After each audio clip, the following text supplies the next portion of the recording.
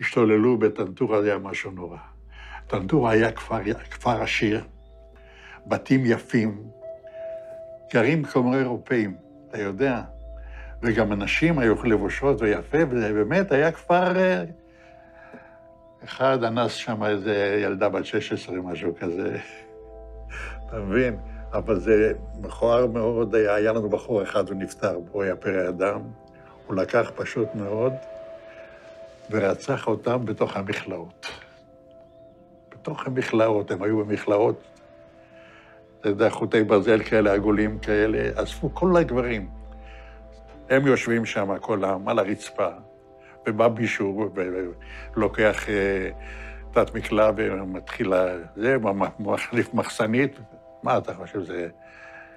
אבל אנחנו לא היינו כאלה. הוא היה יוצא דופן, הבחור הזה, כן, מה שהוא עשה.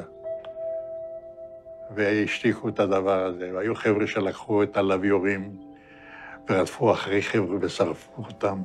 זה היה משהו זוועתי, וזה אסור לספר, אני לא אדבר על זה, כי זה יכול להיות סקנדל שלם מהעניין הזה. אני לא רוצה לדבר על זה. 3-4 חודשים הראשונים הייתי רוצח. מה זה אומר? אני לא לקחתי שבויים.